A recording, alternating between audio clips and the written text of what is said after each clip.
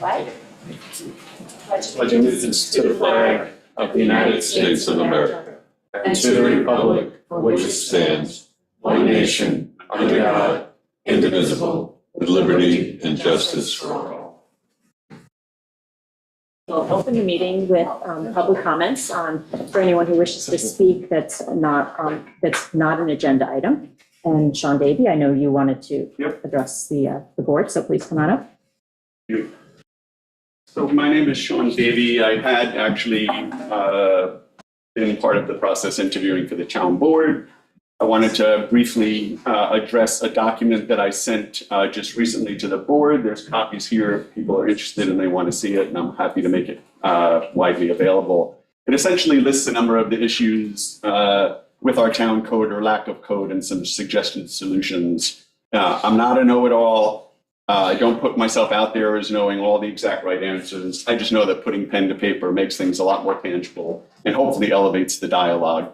If I had been appointed to the town board, I probably would have showed up on day one with a document just like this.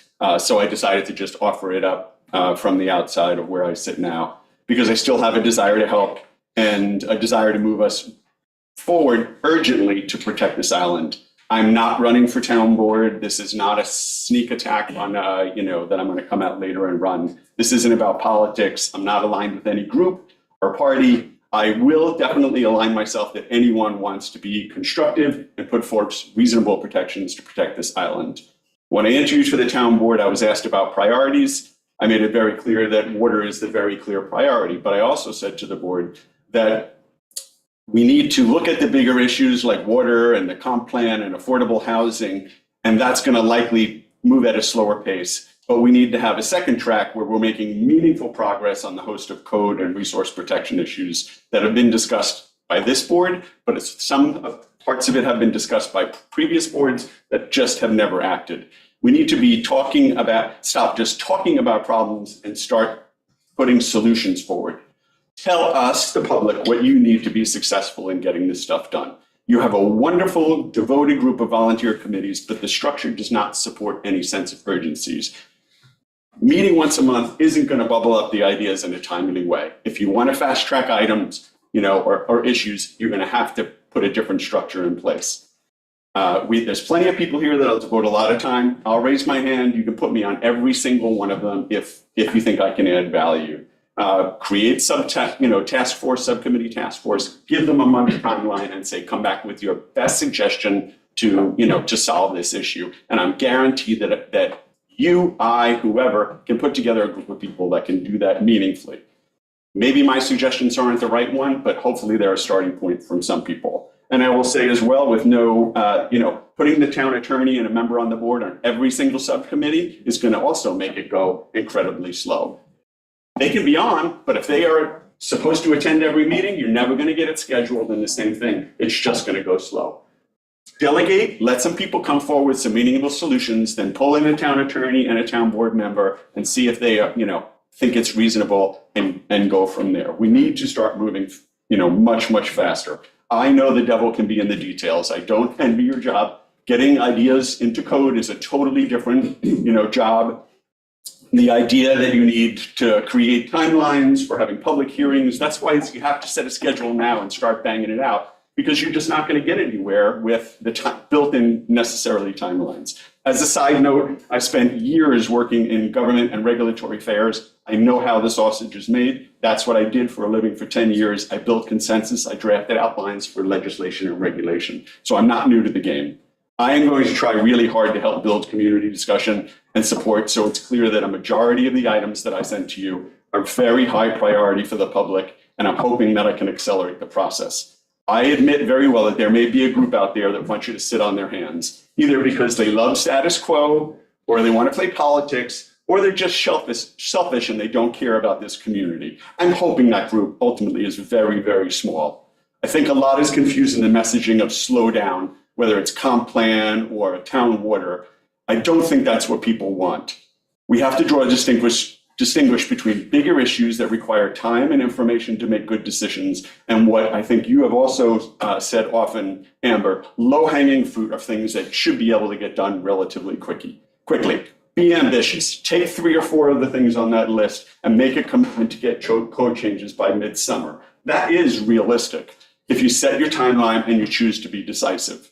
It was indicated to me that essentially the list I sent you are the board priorities. I would love to see each of the town board members affirm that is the case. Voice your support to address these issues urgently. Not a yes, we should look at it. More of a yes, these specific issues need specific solutions urgently, and I'm on the board to be constructive to that process. That would be helpful transparency, I think, to each other and to the community. We'd know that there are a number of things that you guys can get done, even though you don't have a 5th person on the board, because you've built, at least a consensus around urgent items that should, in many cases, be no-brainers.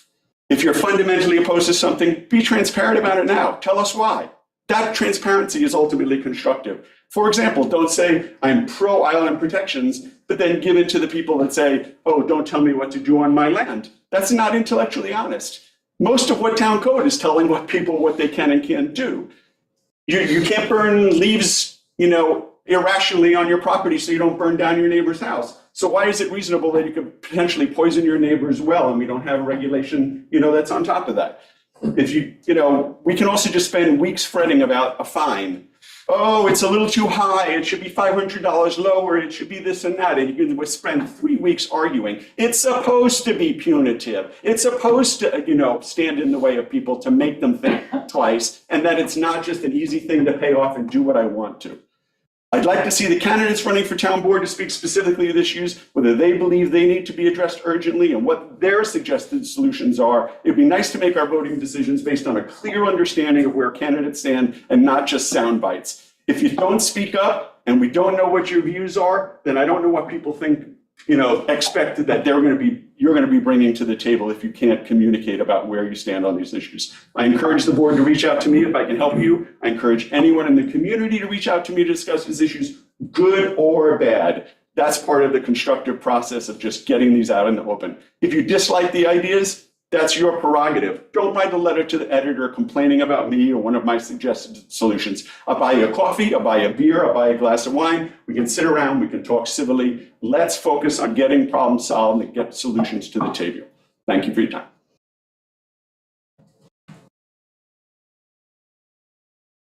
We have 2 names on the list of people. Are you here to speak or you're just here for listening on the topics? Okay. Okay, no. All right. Anyone else who wishes to address anything? Yeah, I'll say something. One thing. Everybody wants to protect Shelter Island. Everybody wants to save Shelter Island. That's a given. There's different ways of doing it. I think the most important thing on Shelter Island are the people, the diversity of the people. And I don't want to see, the board, the group, hide behind the stalking horse of environment to say we can't do affordable housing. In fact, wait a minute, let me not use it as affordable housing. Let me say starter housing or below market housing. If we push our young people off, we're in trouble. We have a stagnant community. Oh, that's another thing. Community, so important. Because there are people that don't feel the community has any value. Someone sat up here 3 months ago and said it didn't mean anything. So I won't go on. I'm just sort of impromptu. Let's protect, our community and our people. And you can say, well, we have to protect the island. We have to protect water.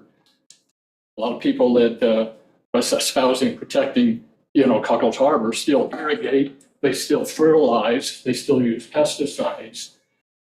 Let's do the right thing.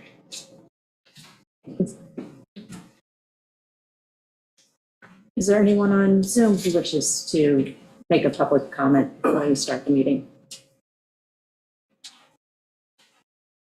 Okay, then we will move on to the agenda. The first item is Bridge Street parking. I recently met with some of the Bridge Street property owners, and we were just discussing issues down there. Wastewater, water, and parking was one of them. So one of the requests was to increase the number of spaces that have 2-hour parking. So I don't know, Angelo, did you want to speak on it or you want me to just run with it? If you have any questions, I'm happy to answer them. Yeah, Christine, if you could bring up that map. So a number of years ago, I don't recall how long ago, Bridge Street parking was converted over to 2-hour parking in every location except for the area on the map that has numbers 1, 2, 3, 4, 5, and 6 on it. Yes, Excuse me for a second. Right now, just so that way you can be heard on the. Angelo Picozzi. That map's about 5 years old. Right now, Bridge Street has 1-hour parking in most of the areas. And we took a consensus, you can see on the map here, this was 5 years ago. And most of the majority of the business owners wanted the area along the fence where you see 1, 2, 3, 4, 5, 6. Okay, those parking spaces are unregulated. So somebody can come into town, dock their boat at the town dock, load it up with provisions and leave their car there indefinitely when they go to Block Island, Nantucket, Martha's Vineyard. Or people come down to Bridge Street and they park their car there and put a for sale sign on it and it stays there until it's sold, which is not conducive for business on Bridge Street. So we approached the town board about 5 years ago and we suggested, at first we polled Bridge Street. And most of the people said, oh, let's make it 1-hour parking like the rest of the street. And then Jack Kipper said, well, 1 hour is really not enough time for people to dine at the restaurant. So we said, what would you suggest? He says 2 hours. So we were like, okay, 2 hours, fine too. So we had a meeting and it basically didn't go anywhere. And 5 years later, here we are. So what we're requesting or asking of the town is if they could make the area, those 6 parking spots along the white picket fence there, regulated to at least 2-hour parking. And by doing that, we'll create 6 spots, and over the course of an 8-hour day, we'll actually have 24 spots because we'll have a turnover now. Instead of people parking there and staying there for 8 hours or 8 days or a month, which would definitely help the Bridge Street merchants having that additional parking. So that's what we're asking for. Okay? It's my can you keep that back up for a minute, Christina? And Chief Reed, I'm going to bring you into the conversation because you know a little bit about the who we have to get approvals from. It's my understanding that spots 1 and 2 are under town control, and so that is something that we could draft legislation for and change. Spots 3 through 6, however, are on is that a county road? State. Oh, it's a state road. So we need to go to the state in order to make that request. Do you know the process for that? Yeah, that would be correct. We would have to, the highway superintendent, and I spoke with Kenny about this, if the board was in agreement with this, we would have to draft a letter to the state and request that they adopt this into state code. 3, 4, 5, and 6. The town could do 1 and 2. And where it says town, Shelter Island Town, we already have regulated parking there along that spot of our town landing.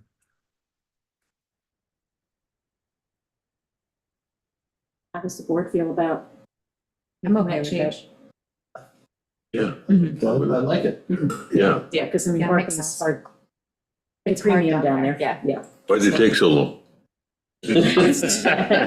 Yeah, I can just interject there. I would just interject a little bit. I do feel, and Angelo and I have a working relationship. We've shared emails and correspondence regarding concerns of Bridge Street that the town has worked pretty hard to address. But as he knows, and I know that it's difficult sometimes to get consensus amongst all the Bridge Street merchants. Angelo, I have your, I think you did one in 2011 too, a survey that you did amongst the merchants. Would you mind before the town board makes a decision, or I weigh in on a decision, to resolicit the merchants down there to make sure that we're kind of on the same page, that this is supported by the majority of the merchants on Bridge Street? If I can, yeah. Hey, Jim, that's a good idea because also some of the properties have changed hands in the last few years. Also, if we could maybe interject this, the handicap parking, if that could be relocated down by the park where it's safer, there's a sidewalk for the person Yeah, Kenny, I can speak to that also. Kenny has written a letter to the state. We've made an official request to have their engineers relook at the location of the handicap spot and replace it if they deem that appropriate. Yeah, because right now it's on a dangerous turn and it's not accessible to the sidewalk, where if it's down by the park, it's off that bad turn there, and also the person that is handicapped can get directly onto the sidewalk, whether they're wheelchair bound or cane or whatever. We agree, Angelo. That's already been done. That request has been made. And I want to thank you guys for lowering the speed limit down there as well. That's very helpful trying to get across the street. Answer a quick question, and excuse me if this is obvious, but the spots that are across from 1 and 2, they're already 2-hour parking under some other legislation? They're 1 hour. 1 hour? But yes, they are Okay. restricted. Okay. So if they wanted to be consistent and make that area, well, 1 hour, then the rest of it spends 2 hours. You know, but like Jim said, we'll do another consensus and see what everybody's thinking. Some people are away right now down in Florida on vacation or whatever, so. Okay. Thank you, Angelo. Thanks, Jim.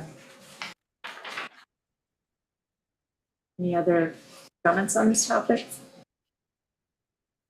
I'm good with it. Okay, all right.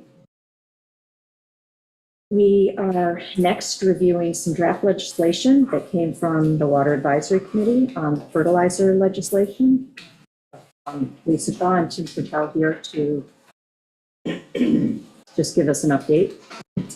It was discussed yesterday at the C meeting.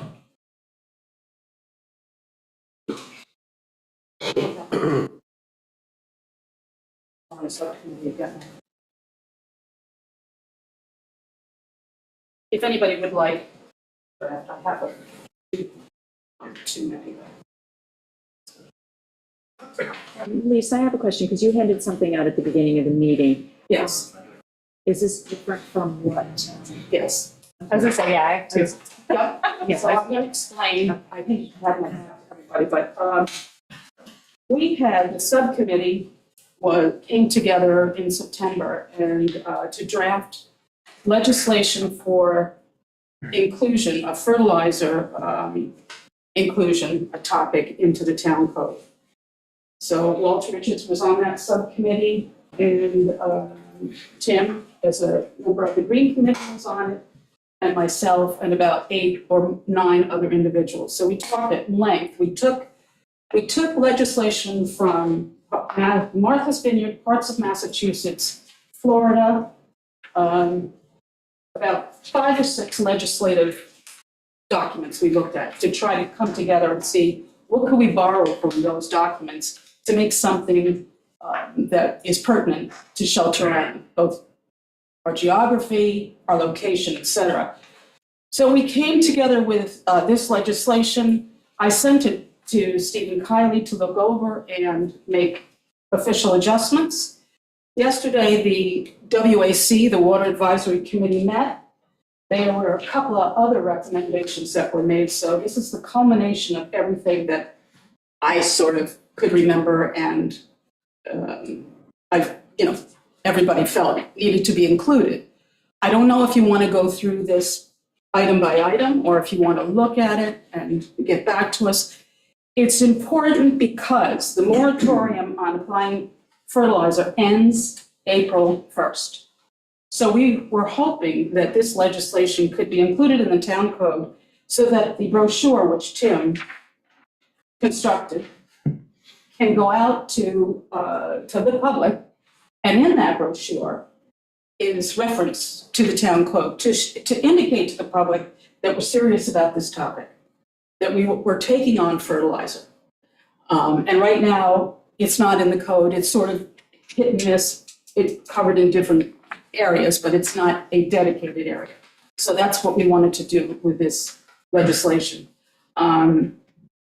So you can see what it is. The legislative intent, as Stephen indicated, the DEC needs to have the state needs something that is different and specific to Shelter Island to override the state's runoff law. So Stephen took some of the information that we have in the Water Advisory Committee archives and some of the studies that have been done, which is that West Neck Bay, Creek Harbor, and Fresh Pond have all experienced harmful algal bloom in the past. Even this summer, there was indication of brown tide in West Neck. I call it West Neck Strait. So this is an ongoing problem, and it's in our water management plan to watch these bodies of water and mitigate and move toward any type of, any direction we can to keep algal blooms from happening. So that's why it's included in this legislative intent. Now, the Suffolk County also has fertilizer regulations. And we wanted to kind of step up what they have down and make it a little clearer, a little and more pertinent to Shelter Island. So the amendment is basically, if you go down the lawn fertilizer, any organic or inorganic material of natural or synthetic origin which is added to soil mixtures, or solution to supplement nutrients and is claimed to contain one or more essential plant nutrients. The term fertilizer does not include unmanipulated animal and vegetable manure. Unmanipulated meaning if I throw my food sources outside in my compost heap, that's unmanipulated, it's raw. Manipulated would be something you could buy at the hardware store in pellet form or dry form. It has a nutrient analysis on the bag. So that's manipulated manure, or yeah. And agricultural liming materials used to reduce soil acidity. Tim feels it's important to put compost in there as well, right? Yeah, just to make clear, the compost is considered Soil. yes. Manipulated. Right. Yeah, just so you know, we took that definition from the Suffolk County definition of fertilizer, so it's verbatim. And they deem unmanipulated animal and vegetable manure compost. How they They didn't have compost. I'm sorry? There was no compost in that articulation. No. The term in the county definition we took verbatim. It says the term fertilizer does not include unmanipulated animal and vegetable manure, and then agricultural liming. It's my understanding that unmanipulated animal and vegetable manure is similar to, like, that's in the compost family. But we can get more specific and clearly articulate that compost, because this, again, is not only for punitive regulation, but educational. So yeah, we can definitely include that. So compost is, it's really microorganic decomposition of materials, so it literally becomes a type of soil. And I think it's important to differentiate between that and chemicals, or rather, chemicals that get applied in raw form or unorganic Absolutely. form. Can I just take an opportunity to put all this into context? So New York State occupies the field really on fertilizer. So they have a law already on the books that says no phosphorus fertilizer without a soil test shall be applied, except if you have a soil test that indicates that you need to use that, or if you have a newly established lawn or non-agricultural turf during the first growing season. So again, there's this blanket prohibition on the use of phosphorus fertilizer unless you have a soil test. Then as far as fertilizers generally, you can apply fertilizers between December 1 and April 1 on impervious surfaces or closer than 20 feet to surface water.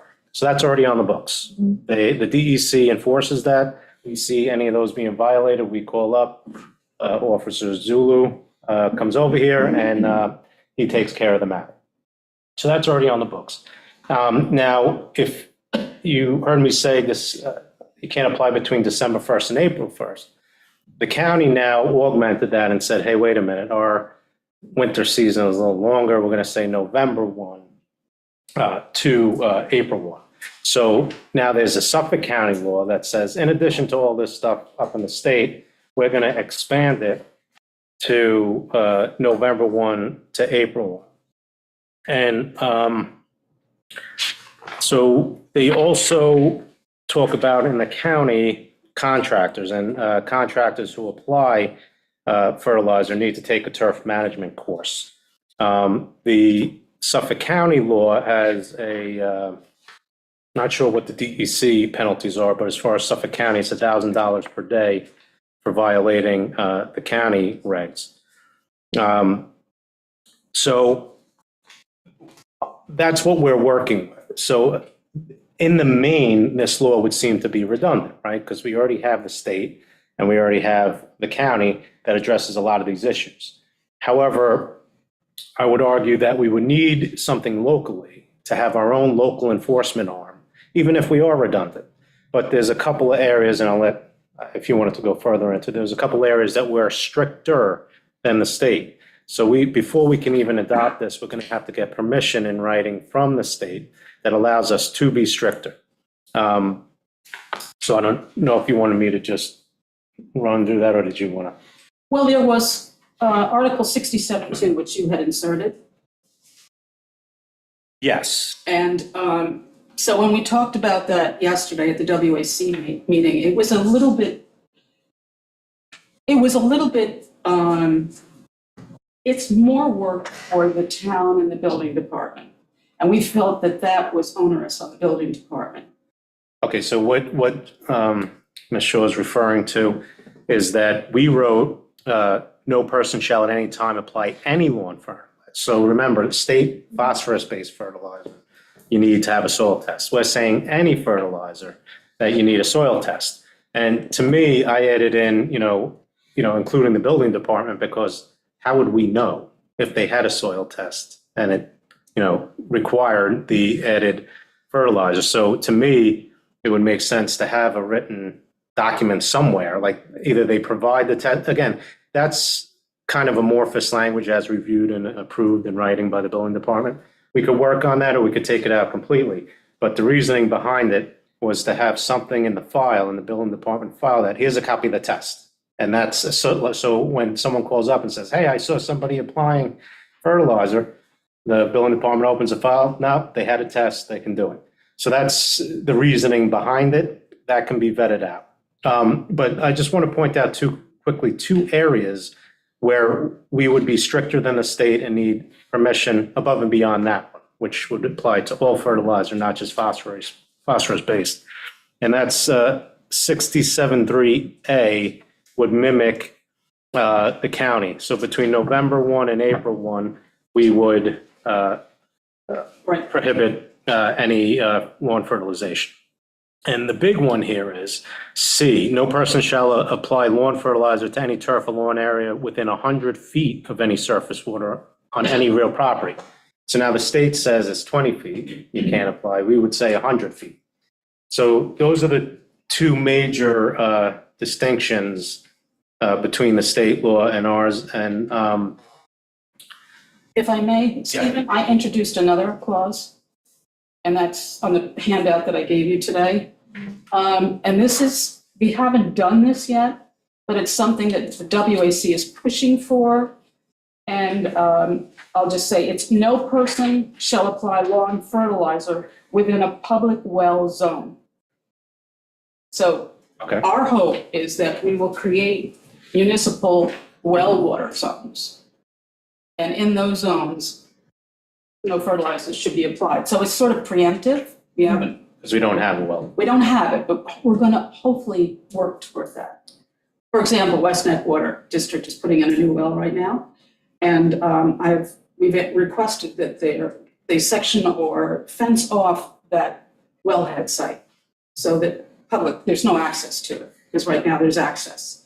So that would be a protected zone. Okay. So I just thought that's kind of an important thing to bring up and to have in there, even though it's not really. I hate to be that guy, Be that guy. but since we don't have it established, like a quick amendment after it is established can be done to add that. But It needs some dimensions associated with it, 50 feet from a wellhead, 100 feet from a wellhead. The comp plan does have recommendations to create wellhead protection zones specifically for public water sources. So that's something that is like in plans for the future once the comp plan comes through. Right. So you guys are all thinking in the right direction, but we'd have to define it. We'd need better parameters than that. Okay. And then also, as I stated earlier, as far as penalties, the state is $1,000. I suggested a fine not to exceed 2,000. I would also, at this point, probably recommend doing a minimum. So there is a floor, but the pushback on that was, if someone did it unintentionally, they would be facing, a fine. So, but again, the issuance of tickets is discretionary by the code enforcement officer and or the building department. So I think that can be solved that way. I think if a violation is issued, they're pretty much clear in their understanding that it wasn't unintentional. So, all right, so now we have the state, we see something going on, we can call the state comes out, can issue a notice of violation, a ticket. Same thing because again, their jurisdiction is December to April. The county's is November to April. So then if you see something in November, you call the county, they can come and issue a notice of violation. This law would provide us to do it all in-house and also pile on. We'll be able to call the state and then we can issue our own to, again, have a heavier hammer to these kinds of things, which Mr. Davies said earlier, it's, potentially poisoning other people and water. So this would play into that. Can I point your attention to also B, 67-2D, where it says, you had written, Stephen, or we had decided on parking lots, roadways, no person shall apply lawn fertilizer to any impervious surface, including driveways, parking lots, roadways, and sidewalks. And I put this in because it was in other legislation that packets, and I can't remember exactly, maybe Barnstable, Massachusetts, I'm not sure. But I thought that it was a good inclusion, and that is, or in a manner that allows fertilizer to enter into storm drains or other man-made storm flowage receptacles and or channels. I thought that was kind of important. I like that, but I would put it in a separate one because this one's dealing with impervious runoff. So this, because if you're saying or in a manner that allows fertilizer to enter into stormwater drains, say if it's installed on a pervious area next to a storm drain and gets in a storm drain, even though it was applicated onto pervious, then, so that's why I think we just make it a separate. So you make it a separate Yeah, so we make it a new C. section. Yeah. So we'll take out, for now, the public well zone and make a new C and add that there.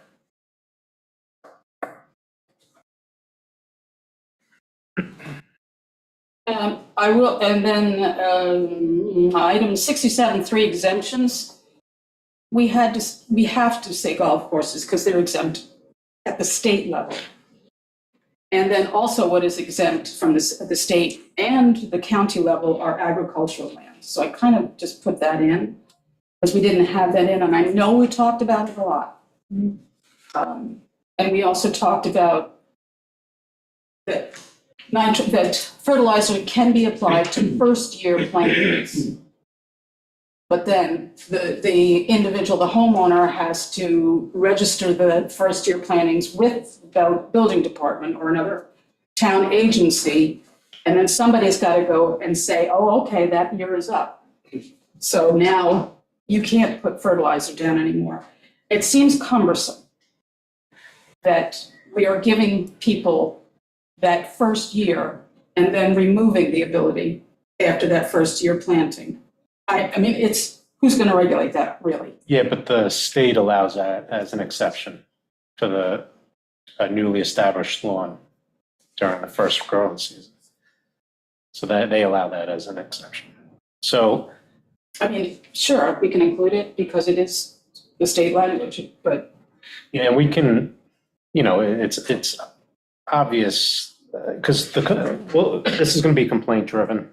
And, there's, people are going to know that it's not the first growing season and they'll be able to, but you want a legit person to be able to have that first growing season and be able to use the fertilizer. Again, and I believe it's also in the county as a exemption. But, that's something that could be discussed. And then the B was agricultural land, so we might want to include that. So we'll keep in the first year plantings. Yeah. And we could just take out the language involving the building department. I think so, because did we ever get any response from? Yes, Okay. Reed said, no way. He said, there's no way we can handle that and there's no way we can enforce it. So I agree with him. I think it's too cumbersome to make the. No, without a doubt, but you just keep it in there and, that's just public service, people who come, they read this, okay, my first, because hopefully they're good actors and. You mean the penalty portion? No, the exception. Oh, yeah, the exception. Yeah.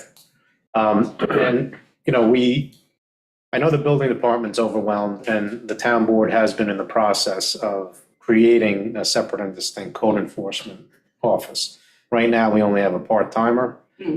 So at some point, if we can get more enforcement, we could be able to manage these things a little differently. But right now, it's not possible. I don't think it's feasible to request homeowners get soil tests before they go and take care of their own lawn. I mean, I don't think they'll look at code to see that they have to do that. And I just don't think it's I think it's gonna become cumbersome. And building code doesn't have oh, excuse me. manpower. But the state does require it already for phosphorus. But you're making this for everything, Correct. which is a big difference. No, I know. But, so you would want to get rid of that requirement for a soil test? Yes. But the land, I would say 9 times out of 10. If they need to. I feel like we're talking two different groups. So you have commercial, landscapers who are certified and, people who work in the industry, and then you have homeowners. Joe Schmo, who's just taking care of his plants. I don't think it's gonna dawn on him or her to get a test and go to the building department and ask permission to. Correct, but that's the exception. I think that 9 times out of 10, the person is a homeowner and brings on a landscape contractor to do it. So basically, that person would be on the hook, and then the contractor versus the homeowner, the contract license is on the hook. But I think we have a person in the industry here. I think they already have to provide that certification of a soil test pursuant to county regulation. So I think that, it's already done for the most part. So we could write it if you're utilizing a licensed landscaper. I don't know. But I think it should go The across. state is also just for phosphorus, so I feel like making it blanket for everything is too much. It's too broad. It encompasses everything. I don't think a lot of people apply phosphorus for the most part. It's usually more of a nitrogen-based. A farmer would, but not. Right, your but I average mean- homeowner. Ag is exempt, so they're gonna do their thing. Yeah. Like the everyday homeowner's not gonna go for a phosphorus-based. No, they're gonna go for a balanced fertilizer, which has. Their well water. stuff. No, I was making a bad joke. I said most people just use their well water. Well, yeah, it's For nitrogen. Yep. Could we jump down to 67.5 penalty? Have we finished this part of the discussion yet? I kind of agree with Stephen, I think. If you're gonna try to address this problem, don't you want to address it across the board? And not only limit it to phosphorus, and only limit it to landscapers? I mean, the average homeowner can be addressed through education programs and talking to them and letting them know that this is out there, and then they have to do something rather than just cut them out of it. Well, the original intention of creating the legislation in the first place is because when you go to our town code and you search fertilizer, there's literally nothing in there. It just says don't apply it next to a wetlands as part of the wetlands code. So we wanted to put something in the town code that addressed fertilizer, just so that the public was aware that there are regulations at county and state level, but they're not reflected in our code. So it's really, the original intention of this was to create an educational tool for the public, not necessarily a punitive tool. And so, I mean, that I believe was the original intent. So some of this, we're just not prepared to take on regulatory wise. You know, I don't know that the building department is able to take on soil tests from every landscaper who's working on someone's property. No, we can definitely get rid of the building department's involvement. For the Just you. homeowner to have the test and turn it over to the building department so they can stick it in the file. That's not a heavy lift. So there's some reference to go back to if there is a problem. And limiting just the phosphorus is really agricultural, which is exempt. I mean, landscapers and your average homeowner, they don't use that. What's Miracle Grow? That's a nitrogen-based fertilizer. So that won't be covered by this at all. No, it is covered by this. Yeah. It's all fertilizer. Fertilizer is it's the components of fertilizer are percentage nitrogen, phosphorus, and I think potassium. Okay. So it's all of those in different ratios depending on what you're applying it to, the different types of. So we're not just, Able to use Miracle Grow garden soil in your garden. This is just lawn fertilizer. So This it's is not, for turf, it's not, right? it's for turf, it's not for gardens. Okay. The original exception was for vegetable growth. It was changed to agricultural land. So what about the private person Yeah. who wants to have a home garden? you know, in my opinion, the only reason that would come out of the language is because we don't, as somebody said, we don't want to be a nanny state. We don't want to be looking or implying that we're looking over everybody's shoulder and that they're regulated for every little thing they do. We want to just sort of make a broad statement that be responsible for your fertilizer application without doing the breakdowns and without doing, you know, how many pounds per square foot, which is in other legislation, by the way. So we want to kind of keep it simple. And agricultural use is broad. I think homeowner use is, didn't we say that would be included somewhere else? It was in the exemptions originally as vegetable growth. And then it was changed to agricultural land, which to me wouldn't be a homeowner of a garden. Well, if this is all about lawns, then why are we even putting vegetable growth in here? Because that's not usually part of your lawn. So we're putting apples and oranges in the exceptions. And Valid point. agricultural use can be construed as, a garden can be construed as an agricultural use. Well, but the way it's in agricultural land, that's not, we'd have to clean that up. But I'm again, just confused by that. Yeah. So. all right, so, but if the town board is really, just wants to educate, most towns just have on their website, they don't have their own section of the town code, they have in their website reference to the state and the county law. And then we can send out brochures with that. This code is only necessary if you want to have added punitive authority. Enforcement. Yes. Yes. So if you don't, just do the educational component. Because when near the wetlands, I mean, if someone has a complaint, by the time the DEC gets here, there's the landscaper's gone, you know, whoever fly by night, not But our people who do it correctly, but. Yeah, so what we could do in those cases is we have our code enforcement officer and we have the building department. Hey, somebody's installing, they can come and document it as the gentleman, Officer Zulu, is coming over here and provide an affidavit with, video, pictures, observations, and that would be enough for a prosecution. So we don't, again, we don't necessarily need it, but if the town board took the tack that this is a major problem and it's, you know, and you want to protect the water, then I would suggest having the added hammer of a local law. But you don't have to if it's just education. If I may, at this juncture, I've been contacted by a committee in North Haven to come and speak to them about what we're doing here with regards to fertilizer law. They're very interested in constructing their own language and educating their homeowners. So, and their hope is that this can be a townwide effort, if you will. So I think that hearing about what we're trying to do here is an impetus for other areas to do it. So I think that we can't just stop, if you will, and say, well, this is, I think that we're maybe at the front of the wave, and it's kind of it's a good thing. And other, at least they are taking notice and saying, yeah, we need to enact this as well. And they may have a more serious problem than we do.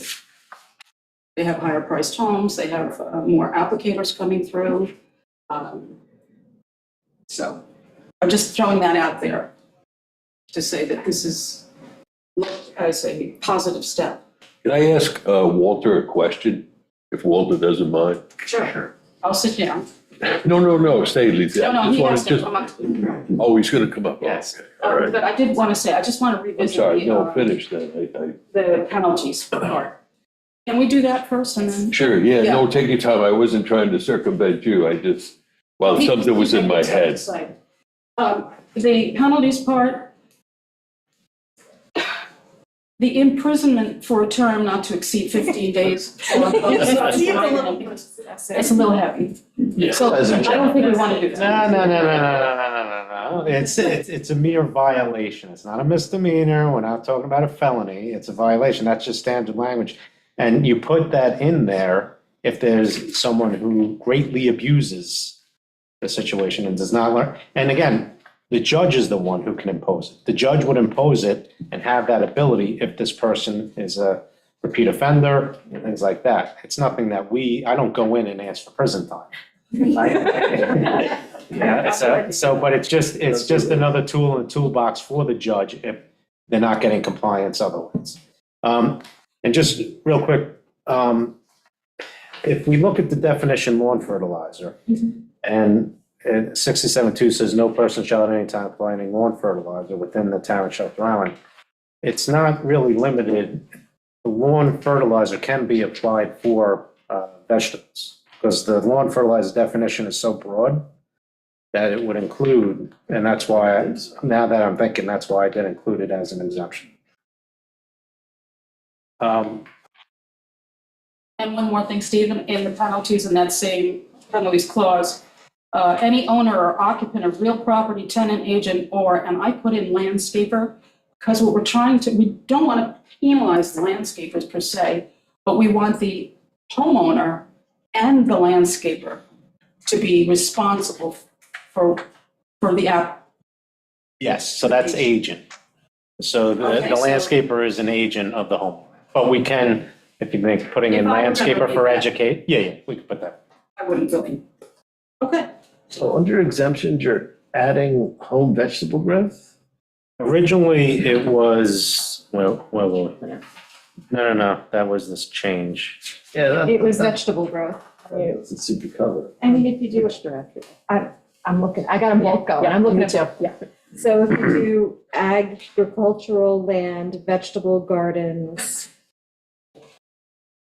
you just add it on.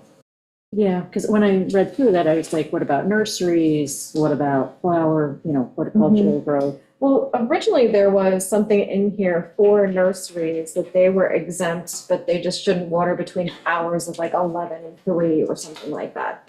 It's in the irrigation law, but it kind of makes sense if it's. No, without a doubt, we'd have to have something exempting the Nurseries and farms. farms, yeah. We have 2 farms on the island, Sylvester Manor and Diorio, right? Flower farm and then. Diorio? Diorio, yeah, Valentine farm. Valentine. And then we have nurseries, there's at least 2. Yeah.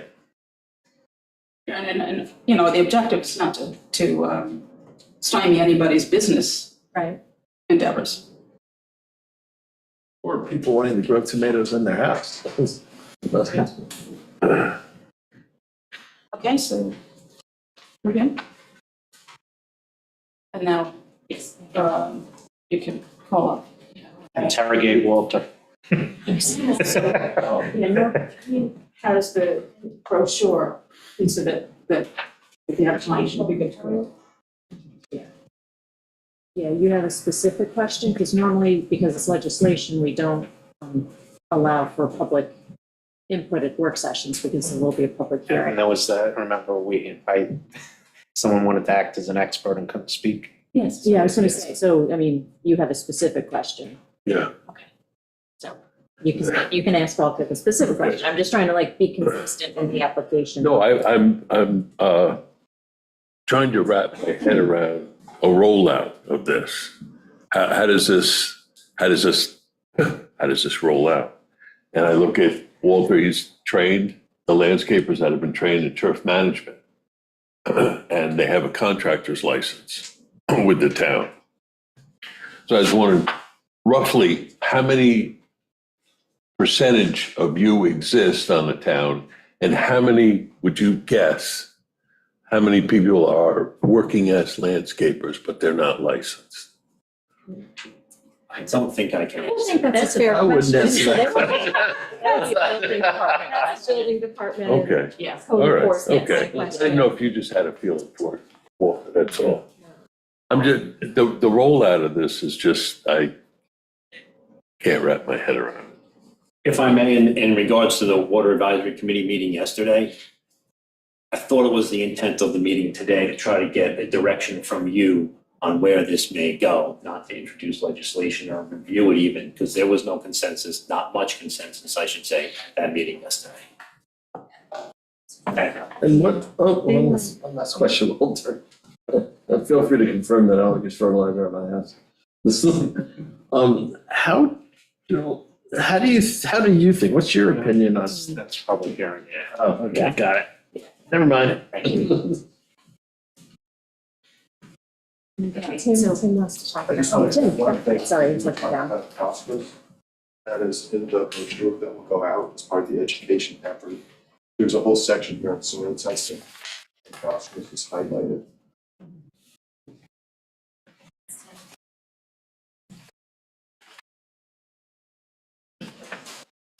I sat in the back at the WAC meeting yesterday, but the two liaisons, do you want to talk about the fact that there was not 100% consensus on bringing this to us today? You want to go or should I? Go ahead.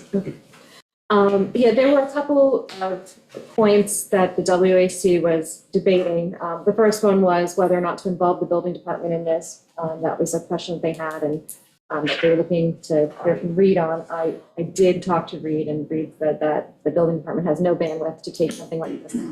So that was the first one. And then the other question kind of revolved around whether the intention of this was to be more punitive or more educational, and what direction we should kind of take that in. My take on it was always kind of educational. I think the only thing that we really have that's different than the county and state is the 100-foot setback from a wetlands or water body. So that's really, I think, one of those places where we could do enforcement, and we would be more effective than the county or state, because by the time they get out here, it could be a week, 2 weeks, you know, they fast like that. You take offense to that, Officer Zullo. I'm sure he would, but you know, facts. So just kind of picking directions on which direction we think it should go. I think we hashed some of that out today. I think so too. If we have to go to the state to institute things that are more restrictive than they allow, what is that process and what's the timeline for that? It's a writing with our proposed local law asking to, you know, be more stringent. And it's handled on the administrative level. So could be a month, 2 months, I would think, for gets back to us. So I don't know if that would factor into your, I'm sure they would rubber stamp it. As opposed to pesticides, which they don't allow localities to be stricter. The legislation clearly allows an avenue for you to be stricter. And I think we articulated a way to do that in the intent, and given that we're an island. But again, it just comes back to what is the will of the board? Because again, we can do education, or we can go forward with this legislation.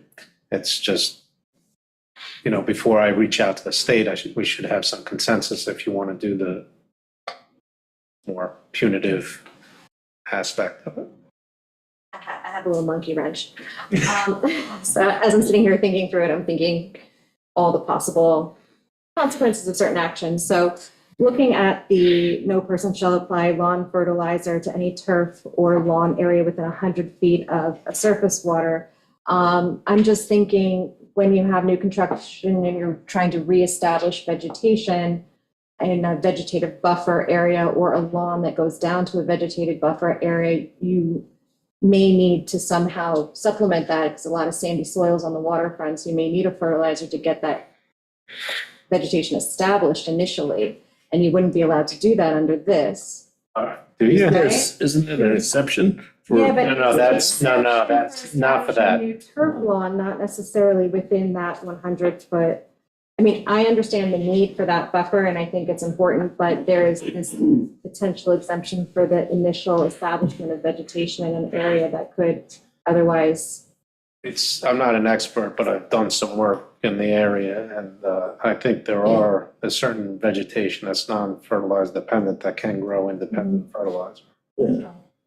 Just as long as there's, I just don't want to miss something, and then people are like, I haven't been able to grow grass for a year, and it's just washing into the bay, and Well, that's another problem. So. and in the buffer, you don't want grass. Well, no, I know, but I'm just saying, like, Let the theoretically. nature take over. If I could just follow up with that. Just So that we can hear you. Mike.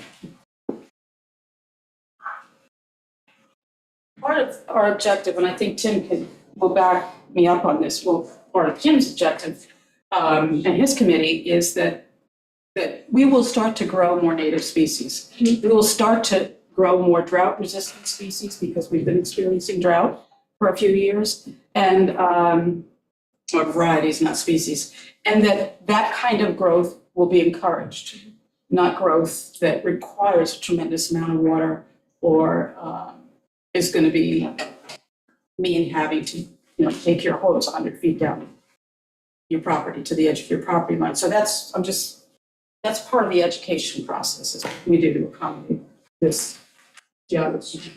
We should really encourage. We should really encourage more healthy, ecologically healthy buffer zones. So they're not just lawns. Obviously, we can't dictate what people do with their property, it shouldn't be, but we would encourage people to plant more native species, just as Lisa said. They don't require fertilizers. I agree with you. I think that's the way to go. Just making sure I'm not missing something. Yes.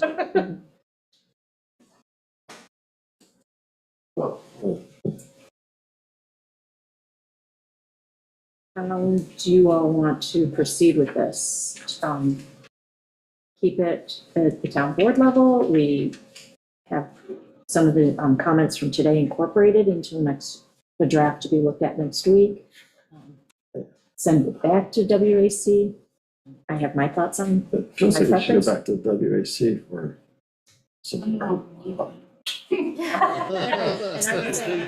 don't think we'll get an answer. They were really vegetating between education and regulation.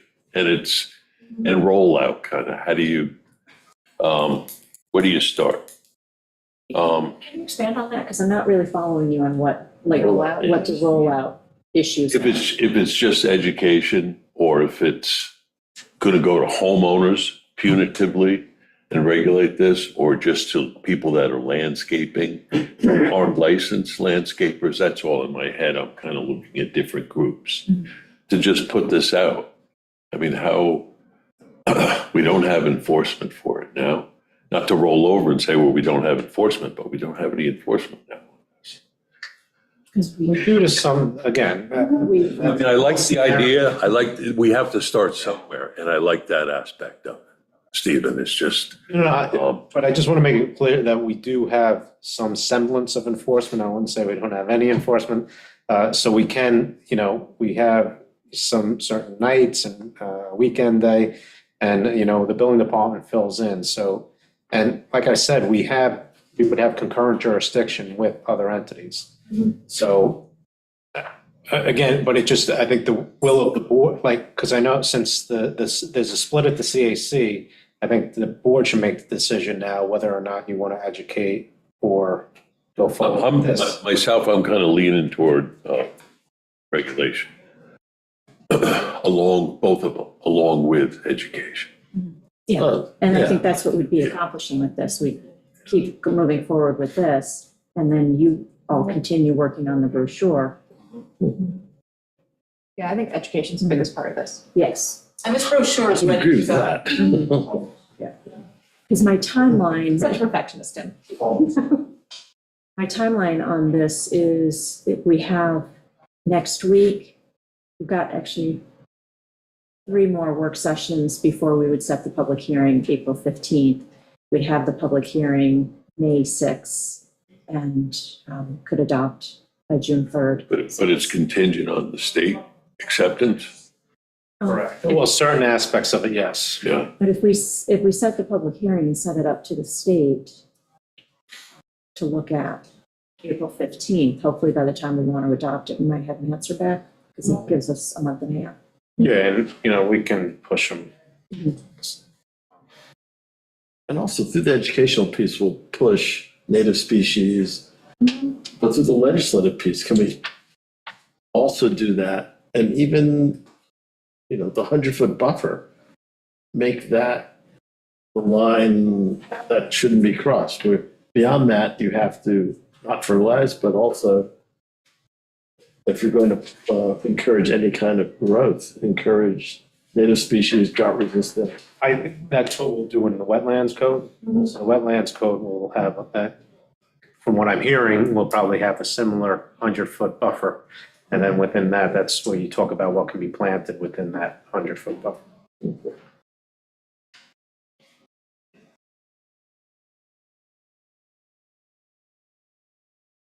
You have to do both. Yes, definitely. I'd love to see the brochure.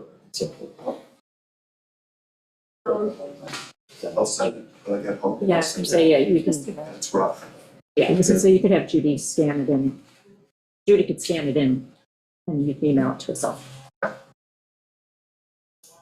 So the question is, do we want to send it back to the WAC or keep it?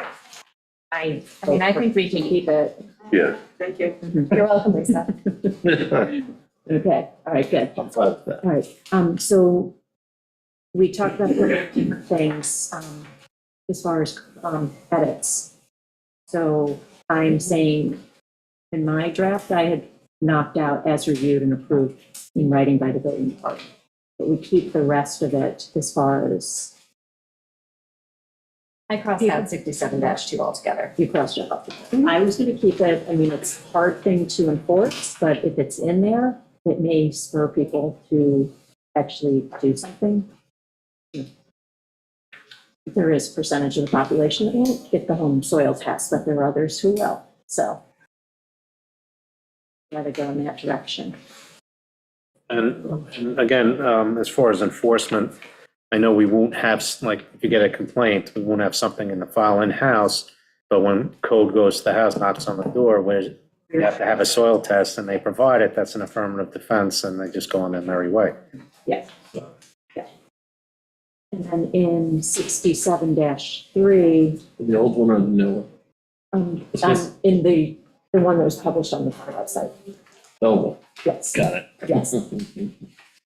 So I call this, yeah, this is the working copy. I was working on the new. I did add a couple of things that's not on that list. Yes. Like, for So, example, the runoff Mhm. to storm drains and, yeah, so I was going to say, add that section in that's not in here. Public well zone, or no? No, that's- we're not doing that, but we'll add that later.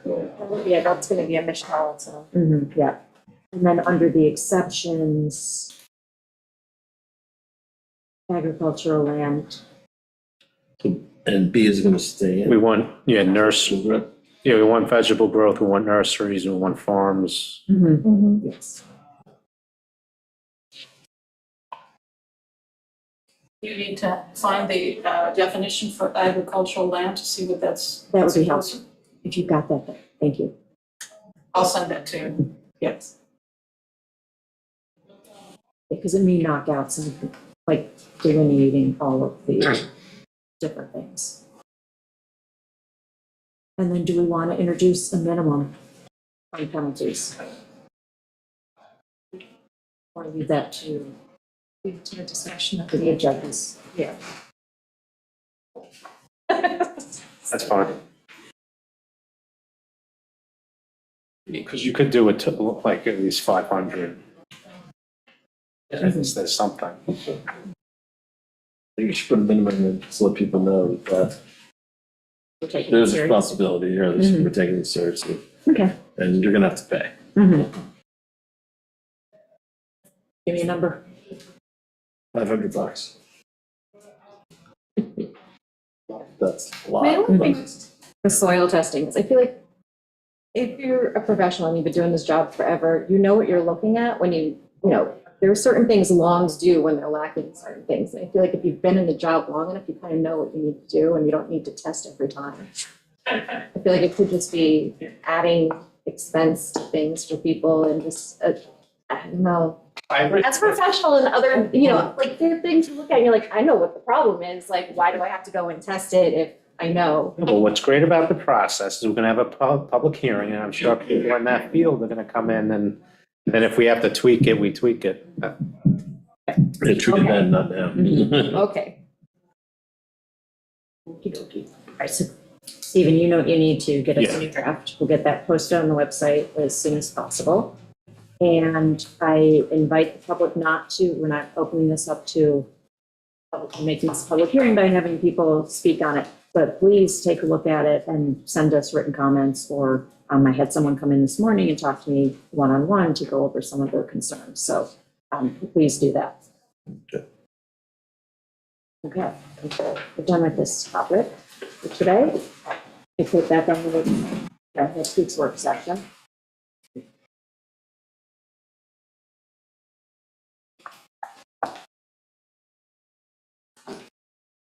Okay. Wetlands applications jurisdictional change. So we have draft legislation. This is to move wetlands applications from planning board back to the town board.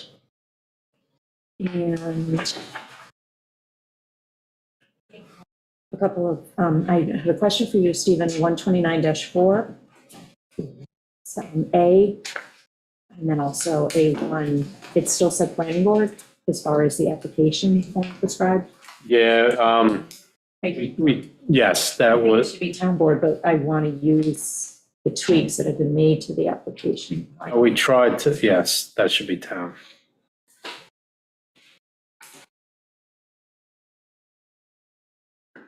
And the other thing that I just had as far as notes, and I sent out an email earlier today, I don't know if you saw it. Yeah.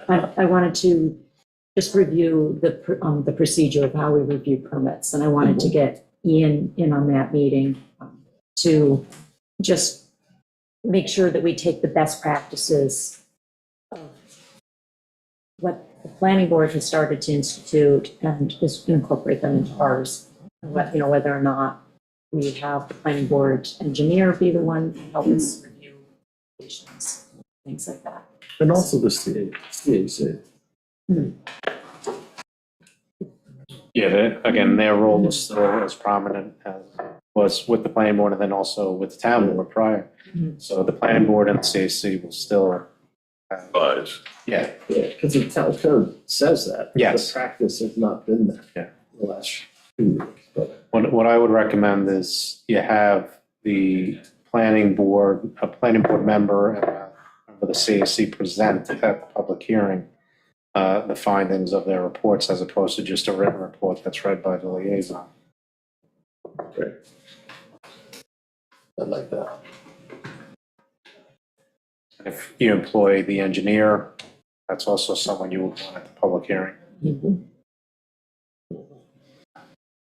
So Ian, if you could give me your availability, and Howard will be in on that too.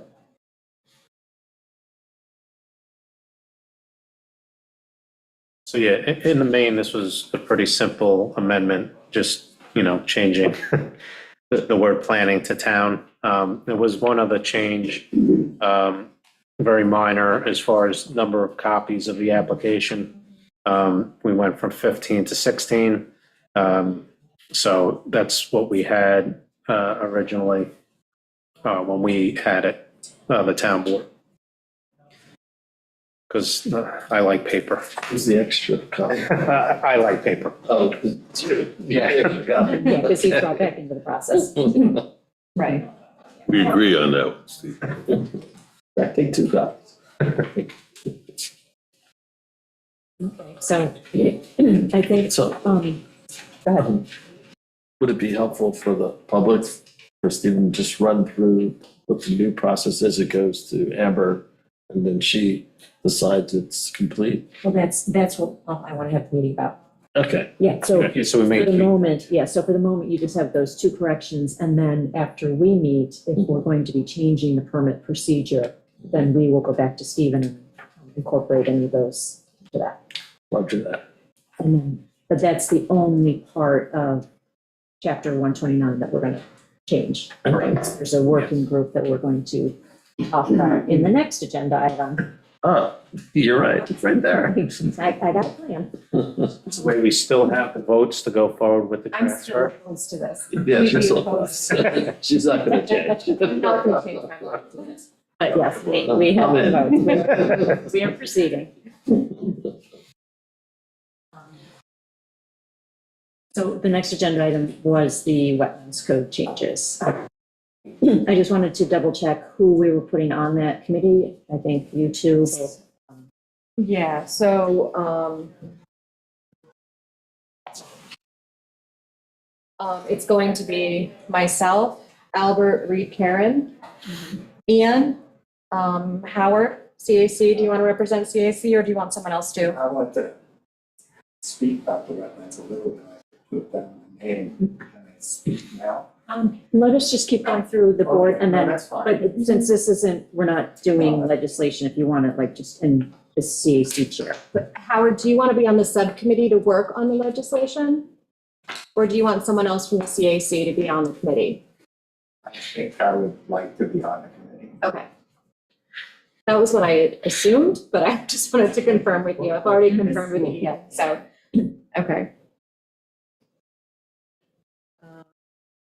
And so that kind of covers each committee, the building department and the board. Yep. Okay. Should we include someone from WAC or?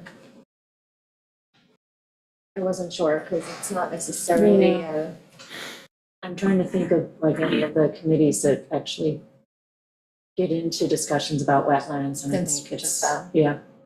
Okay. Yeah. Yeah, okay. Right. And then timeline to bring back to us. Are you gonna have an open mind, Meg, bringing this back? Oh, no, I'm not bringing wetlands back to the town board, but I will discuss wetlands legislation. Yes. I can be very clear on that. Yes, we do need to fix the code. Yes. Now, I would recommend, depending on our coffers, if we got like an independent environmental consultant that might, because some of the stuff gets hyper technical. Mhm. So I wouldn't mind if we on a like per diem basis or to hire some sort of consultant for this, because it's that. Like again, there's plenty of wetlands codes out there that we can look at, review, whatever. But it would be really beneficial to have somebody who does it for a living on the East End and knows the issues that. Is it the kind of thing where we can work on it ourselves and then send it to someone to review and give us suggestions? I would think in real time would be more efficient to have the person, like, and even if, we have, as part of the initial, have someone come in with knowledge and speak generally about wetlands and wetlands law on the East End and what they see or things lacking in other codes and whatever. Because there are like East End expediters that do a lot of work. I know in Southampton, East Hampton, or, there's these groups like, we know Suffolk Environmental, we know N Consultants, we know those bigger outfits. So obviously you don't want one that does work out on Shelter Island per se, but to find someone familiar with the East End anyway would be something that the board may want to consider putting some money into that. I like that idea, Stephen. I'm not sure. I do, I like it. I'm not sure how you do it without it, but, okay. And I like that. Yeah, if you can look into, also, we didn't put your name on this. Yes. You need to be part I of just this. assumed Stephen was. I know, but I need to write it down. Yeah, and if you could just come back with some cost estimates. Yep. Okay, so timeline then. Okay. When I was thinking in 3 or 4 weeks, you come back with an update on the progress. Sure. And then hopefully have legislation to review by April 23rd. And set a public hearing for May 6th. It'll depend on consultants, et cetera, but Yeah, whether we can get, how often we can meet. I think April 23rd is very optimistic to have something for review, but Not another week, because if we, May sound like early May would be great. It's try, but I'm I'm just, still gonna put in a progress And we'll report. give you progress reports as we Oh, go yeah. along, but I was I gonna don't say. know that we're gonna have a final draft of I something. mean, yeah, I mean, this is, it's a reviewable big, draft. it is a big thing. I wanna push. Because it's gonna end up because- pulling other codes into it. And things slide, so I also, this was a good time to work on it because comp plan chapter review, I have slated to start April. There we go. Yeah, April, so those are gonna be heavy lift work sessions. Okay, well, we're doing one at a time, so mhm. that should make it a little easier. Yeah, one chapter at a time. Okay, but, all right. I'll adjust the rest of that later. Okay. Okay. And Howard, you had something you wanted to say about the process or? Howard Johansson, Chairman of the CAC. The wetlands is probably one of the most important subjects that we'll be covering in the near future. Because of that, there's 3 paragraphs on the purpose of this legislation, 129. It's the only portion of the code that has that much emphasis on the purpose of the wetlands. So I think take a close look at that, considering it. And also, I think since there is some in the nearshore overlay peninsula, which is covered by the Board of Appeals Board, shouldn't they be involved a little bit since it's in this section of the code? no, No. no. CBA, is that what you're saying? Mhm. For the Yeah. nearshore? Yeah, No, that's going to be a separate amendment that we're going to do, irrespective of this. And the zoning board is an independent body and should never get involved with legislation. Because they're the ones that grant relief from legislation. So if they wrote it, they may not be inclined to grant relief. okay, because that's a little confusing to me, Yeah. why it's in there, like the setbacks from septic and no building in 100 foot, that can all go in the wetlands. Correct. and be accepted, but right now, nobody's following that, and it's in the code. And to me, it's more important to be in the wetlands section because you can't get a variance from what's in the wetlands code. You can get a variance from what's in the zoning code. Yeah. interested in seeing how we come out with it. Thank you very much. So just so I understand, so side yard setbacks, front yard setbacks, whatever would be handled by the ZBA in the wetlands applications. It would go to the ZBA if it was applicable, if it was. Correct, there'd be a lawful. current Yeah. application. They wouldn't be reviewing a wetlands application, they'd be reviewing No, a side yard variance or. Side yard and Yeah, front yard something like- setbacks, yeah. Yeah.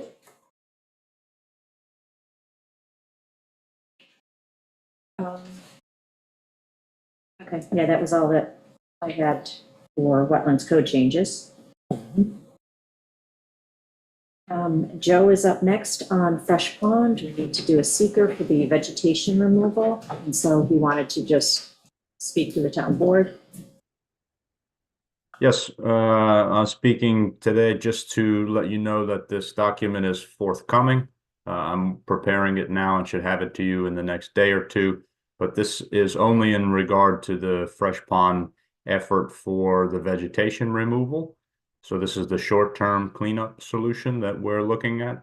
We've had recent correspondence from the state DEC indicating that a permit would be ready in the next couple of weeks. And they've asked us to send them the check, the fee for the application, and the short form SECRA document. So I've started on both of those items, but the SECRA form will need to be passed by the town board to finalize. It's a short form environmental assessment. It's for this narrow scope. That's vegetation removal, and it's somewhat of a procedural and perfunctory activity. So I'm hoping that there won't be many complications with passing this along to the state. Joe, could you just remind me the cost of this part of the project and where the funding is coming from? Yes, it's anticipated that the vegetation removal effort will cost somewhere between $10,000 and $20,000, and that cost is borne by the Fresh Pond Neighbors Association. The cost for permitting and design was handled by the town, and that amounted to a few $1,000s. For instance, the application fee for the wetlands permit is $100 with the state. Those types of charges were covered by the town.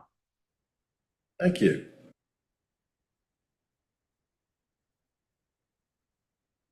Okay. Any public questions on this one?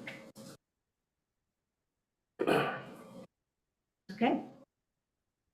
You're moving along faster than I anticipated. Yeah, but they But skip now, that. it's like now we're up to the pyramid law. So we had talked about this in previous work sessions. Thought we were gonna put this, set the public hearing for this yesterday. But I pulled it up on request because Benjamin, you had some concerns about what's in the existing draft right now. So, Yes, we lost Stephen, but basically the original draft that came out of our discussions excluded B and B1 from any part of the pyramid law. And that didn't sit well with me. To be honest with you, I don't think it should be applied to B and B1 in its full scope, but I think it should be, and B1 should be treated as C is treated, which is that 10-foot right. lift. Mhm. And that's why I asked you to pull it. Mhm. So we could further discuss it. Uh-huh.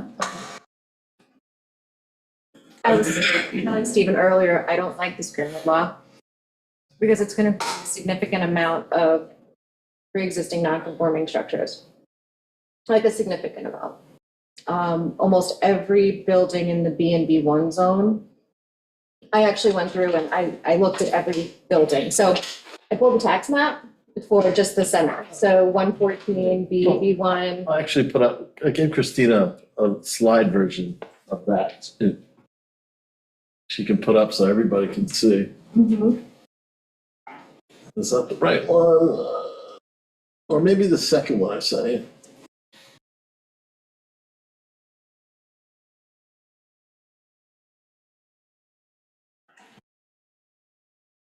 It's hard to see the colors, but Yeah. So I went through in GIS with the measuring tool, and I measured the setbacks from every building to every property line. So for the B1 zone, there's 17 developed properties in the B1 zone.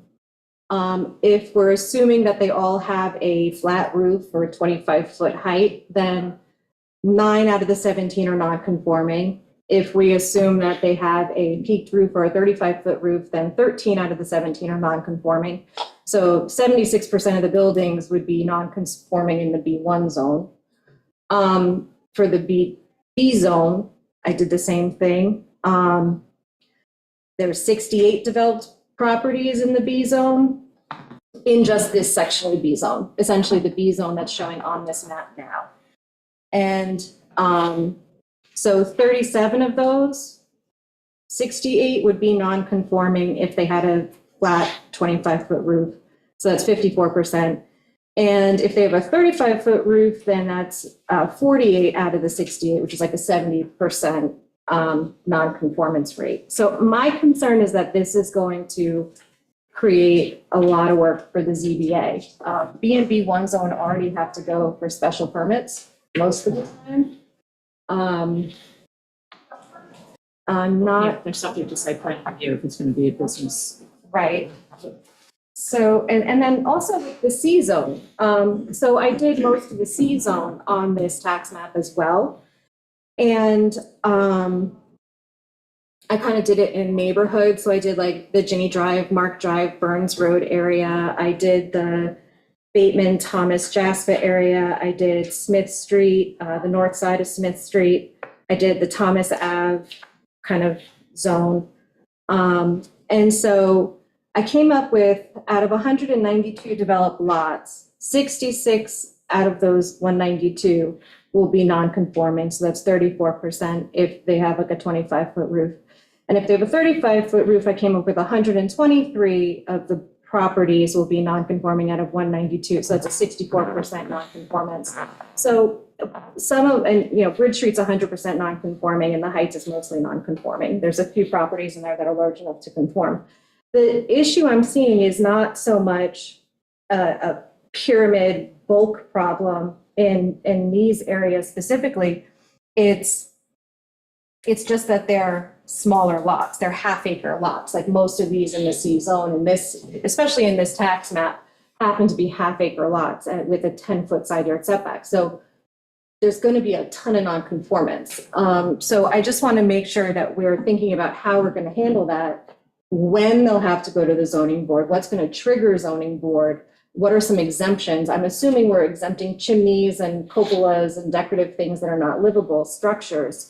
But, those are all things that I think we need to kind of lay out there so that we. That's in the law now, the legislation now, is this? You don't have any exemptions. There's a plain vanilla pyramid.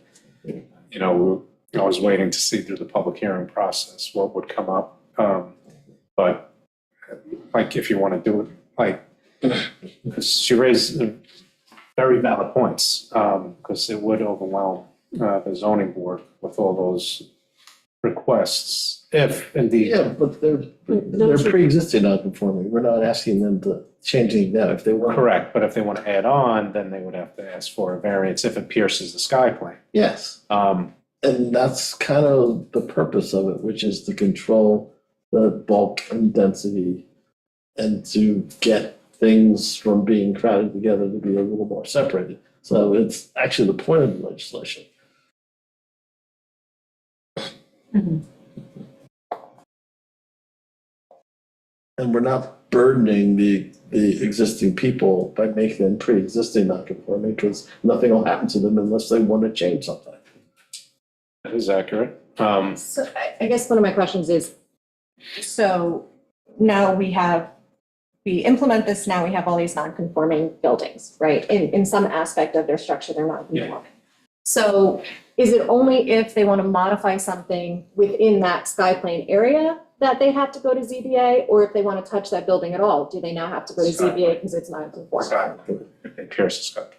So let's say they want to put a patio off the side of their house, they can meet the side yard setback, but they want to put a little cabana over it or something, and it pierces the sky plane. So ZBA, or is that an exemption? Yes, but we can create an exemption for those type of things in legislation. So you can like cover unenclosed porches or things like of that nature. I mean, we can create an exemption, but just want to emphasize that there is also a relief mechanism, which is if they want to do something that pierces the sky plane, they can do a ZBA. There's cost involved. But also, there is really strict regulation by going to the zoning board of appeals that is well-known, outlined, and standardized. So we'll at least get a consistent result, hopefully. And, you know, creating a pre-existing, I mean, I lived in a pre-existing non-conforming house for 25 years. Hasn't affected my life. And if they have a compelling reason to pierce the sky plane, that's the case they can make to the zoning board. And also, I would look at the neighboring properties, and if they have already pierced, then may have set a sky plane for the neighborhood, and that would be taken into account. Yeah. By doing this, it creates a recognizable standard that right now there's none. So there's an advantage to that. Couldn't you just do it by adjusting the side yard setback? I mean, it's essentially, I don't know, I feel like it's more the bulk on a small property that's the problem. You know, like the big complaint on Bowditch Road is that that building is too large for the size of the property. You know, it's less than an acre and the structure is just too large. And I think that's the concern, you know, it goes setback to setback and it's just a lot for that space. I think that's more the problem. I mean, I don't look around and go, wow, Smith Street is overcrowded with huge buildings. But there's a significant amount of non-conformity there, and they're small homes, and they're reasonable. There's nothing excessive about them. So I'm trying to figure out if there's a better way to do what we're trying to do, I guess is what I'm looking to see. Well, there may be. I mean, you never know, but we can always address that when we figure it out. Right now, C-zone really isn't the biggest problem here. You know, B&B1, and it's not what is existing, it's what is coming for B&B1. Potential. Across the street, down the road, right here in front of Town Hall. I know you threw out there previously that only properties that are residential uses in the B&B1 would have to hold that sky plane, not a pure business. Because again, there's not a lot of B zone on the island, and I don't think you would really want to handicap a good business from going in. Then you might end up with one B lot that has residential use next to one that doesn't, that is sandwiched up against it and towering over it. Yeah, but you still have the person- maximum height. People, they're purchasing in B or B1, like they know what they're getting into. They're in a B zone, so that's the risk. Generally cheaper. And it's possible that their property values, when they go to sell, may be better because they're going to, you know, be able to sell to a business who wants to, you know, the highest and best use, and therefore the best price they're going to get. So if we take away that option, then we're decreasing their property values. And Christina, can I do this screen share? I mean, it's not, we don't have a lot of,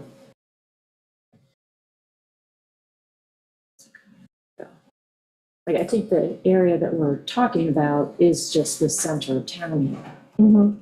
You know, the other areas are kind of standalone, but we don't have a lot of places for businesses to go. I mean, it's an interesting tweak. The residential B aspect of it. And they also, I mean, 10-yard setbacks, you know, side setbacks and rear setbacks. So like, is that a little too small? They're still gonna have the 30 front yard setback. So So we're that's, starting 10 feet up now. no, that was only for the C zone. Well, we want to add it to B. But consider it for the. Oh, yeah, no, I don't think it should be, I think it should be treated same as C. When I did the calculations, I treated it like C. I gave it the 10-foot elevation and then went up. Okay, good. So, I mean, that's what I looked at. Mhm. And that's my suggestion, which is to treat it Just same as change, C. so change B to be like, It'll be too onerous not to. all right. So prefer no in B, but I could live with that. So if we had both of the 10-foot augmentation and pure businesses exempt from the sky plan. No, not pure businesses, just all B. Just let B 10-foot auto. No, I thought you were gonna. So interesting.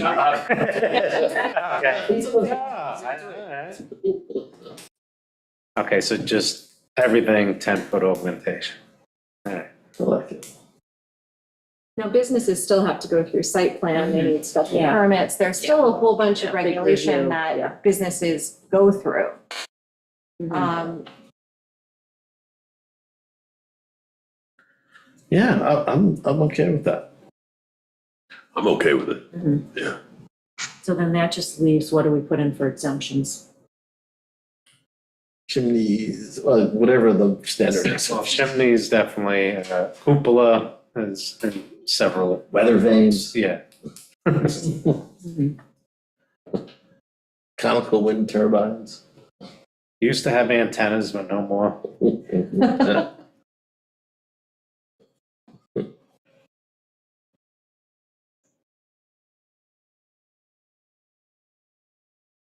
Okay, thank you. So you bring that back to us for next week then? I guess. And the plan, our plan is to get the SFLA piece and the pyramid piece together, voted on and passed on June 3rd. Well, we'd have to set this for public hearing next Tuesday at a Tuesday. special. Would that be enough time? Well, this was, Benjamin and I sat down and looked at this. We mapped it out. Um, Or she mapped it out. I just said, okay, good. yeah. So the pyramid law, we would set the public hearing on April 15th. We would have the public hearing on May 6th. We could adopt it June 3rd if we don't have any huge, outcry or changes from the public that we want to consider. And we would just hold off on the large home and adopt it on June 3rd as well. And that should allow us to meet the 3-month moratorium. By 3 days. So we would adopt, we We would counted. hold off the one town board meeting to adopt the large home. Okay, If they align, so when did you want to set the public hearing on this? April 15th.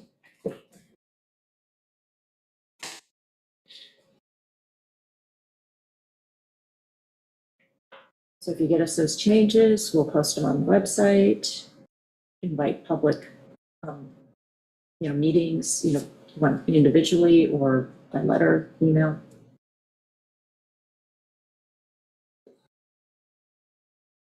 I have another silly question. Another wrench. No, it's not a wrench. I'm open with those.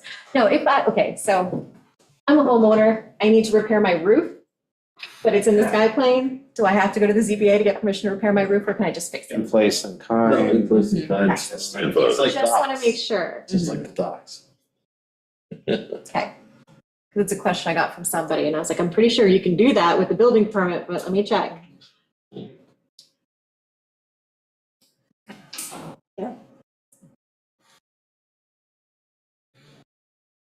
You good? We're good. Okay. The next item is board member reports. There was just a WAC meeting that I had, and then I think we went through a lot of the WAC meeting. Stuff. So that's all I had. Yeah. You want to amend it or? Yeah, someone else can go.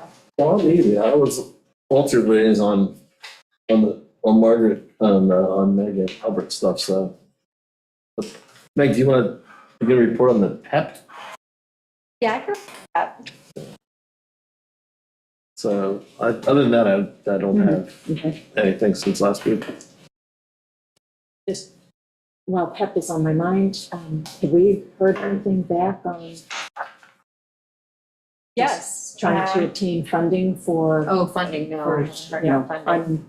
bulkheaded possible acquisitions? No, I sent follow-up emails, but I haven't heard back about funding.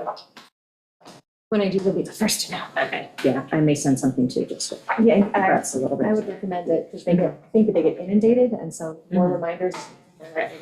I will do that. All right. Let's see, what did I have? Okay, so I had ETIP on Wednesday. We met with PSC&G to get some more information about our current grid and some of the other things we have going on. We're trying to figure out what our current grid could handle if we were to do some solar projects, and can we backfeed? Can the grid handle that? Do we need to worry about transformers not taking the energy, things like that? Because we're looking at possible solar down at the landfill, on all the buildings down the highway, some resiliency hubs at the police department, at the school, things that can prolong our generator use. If we have a prolonged outage, for example, let's say we're out of power for a week, 2 weeks, we're looking for different ways that we can support our already in place emergency systems with some solar or other ways of prolonging the use of the diesel generators and stuff like that. So we're running some studies and doing some reports, but we needed info from PSC&G. So we were able to get a meeting together with PSC&G and NREL, which is the National Renewable Energies Laboratory, who's working with us on some of these ideas. So I did that on Thursday, and then I had, let's see, PEP. So the Peconic Estuary Partnership has a local government's meeting to kind of give us updates on what they're working on, what plans they have coming down the line. This was kind of their welcome to PEP for all the newly elected people, and just to kind of start the new year. So they went over their different programs and the things that they've been working on. And so we got started with that. We're having a meeting with them on Thursday, just to have a update about the shoreline adaptation program they're trying to start. So we're trying to work with the DEC to streamline the process a little bit when it comes to alternatives to bulkheading. So rock revetments, more ecologically friendly hardened shorelines, not technically hardened, but like reinforced shorelines. So they're trying to work with the DEC to make the process easier and kind of more effective and efficient. So I have a Zoom meeting with Jade and Kathleen on Thursday to kind of go over our town's internal process on how we review wetlands applications for bulkheads and things like that, just so they can have that information when they go and talk to the DEC, because every town has a different process and a different review board. So just to kind of give them how our process works, that way they're in the loop. We had, It's not my calendar, could you include me? yeah, sure. Thanks. And then we had WAC yesterday. So that is talked about a lot of things, talked about the fertilizer law a little bit, well reports. So we are doing really well. We're actually the highest rainfall that we've had in the last 5 years. So that's cool. So it's looking good going into summer. We're not going to be in a drought necessarily right off the bat. I had another ETIP meeting on Wednesday, and then that's it. That's what I got. Oh, no, I have one more thing.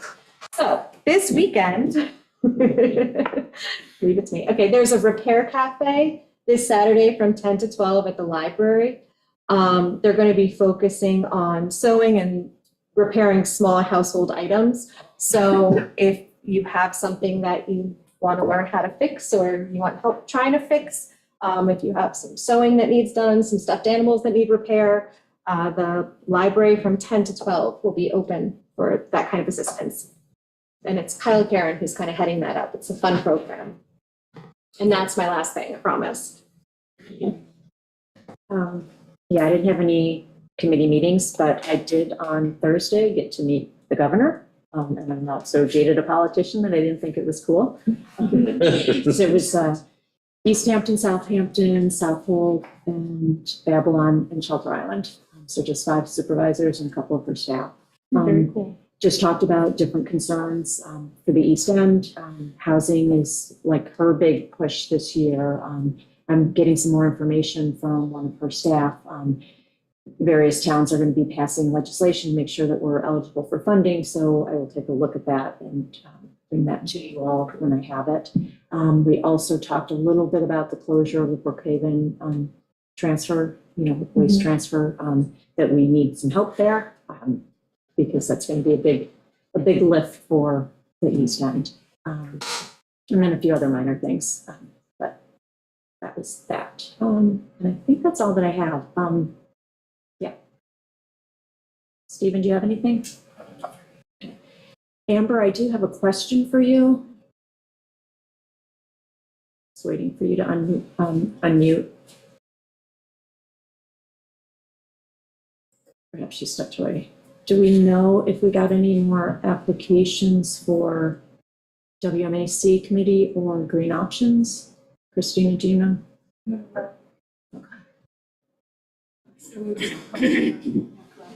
Haven't seen any. Okay, yeah, I haven't either. Just maybe we'll do an executive session next week and make some decisions. Well, I guess we already appointed green options, but we still have 1 seat open. But make a decision on WMAC. All right. That's everything. I think we can close the work session. So moved. Yay. All in favor? Aye. Hi. Thank you, everybody.